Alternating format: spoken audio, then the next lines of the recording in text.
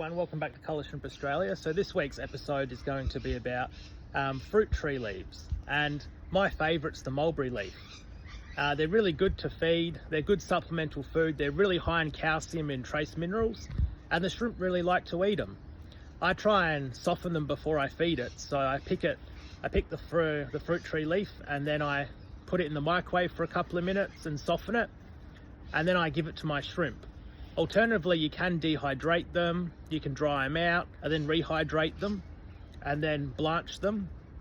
So you've got a lot of options.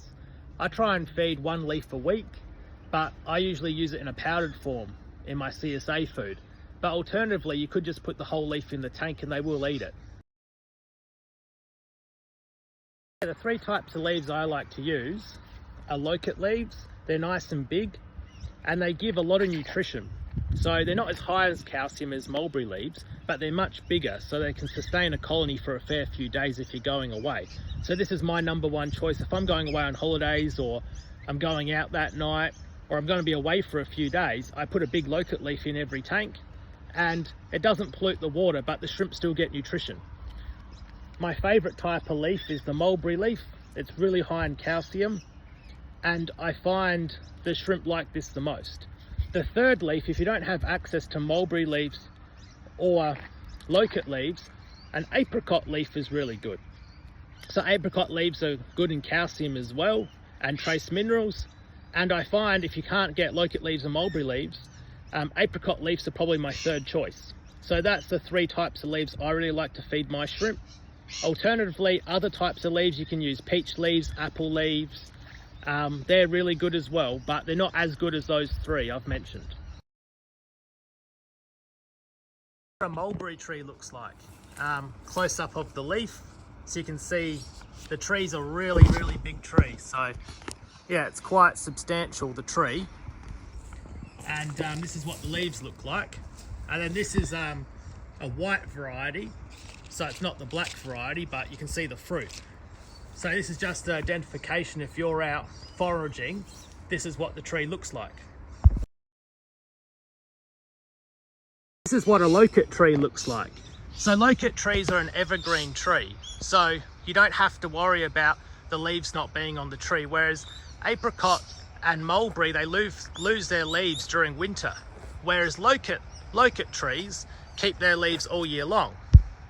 So it's really handy if you can't find any mulberry leaves or apricot leaves because it's winter, that you can definitely get loquat leaves. And their leaf structure is really long, and a tree has a lot of leaves. So it's a really good alternative to mulberry leaves, and they're really high in nutrients. So I really rate loquat leaves.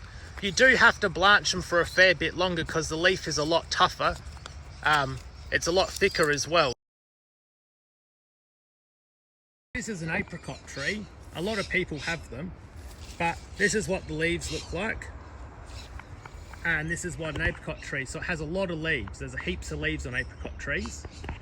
I try and grab the leaves when the tree's not fruiting, so it doesn't put stress on the tree. But this is a really good alternative if you can't find mulberry or apricot leaves. And they're in abundance, so a tree has a lot of leaves.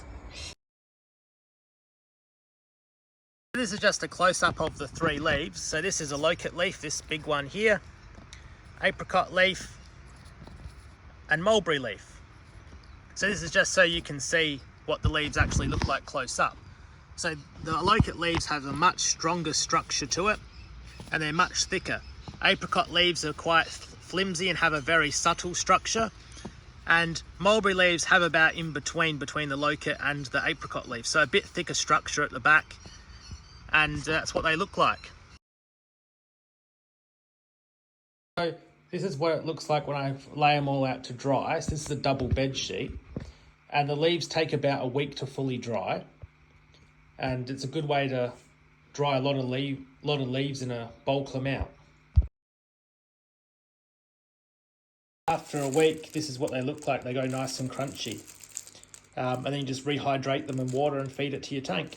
This is how I prepare the mulberry leaves for the shrimp. So I get a microwave safe container. This is the dry leaf. I put it in the water.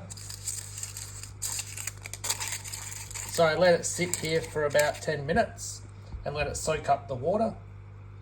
This is after 1 minute and 30 seconds in the microwave. As you can see, the steam's still coming off it. So yeah, the leaves are very supple now. And yeah, I usually do one leaf about this size for the whole tank. And in the next clip, I'll show you what it looks like when the shrimp are eating it. I'll show you a Royal OE colony of mine. And that's how I prepare leaves. So you can, all the leaves are the same to prepare this way. And they go really well. They eat them over a few days.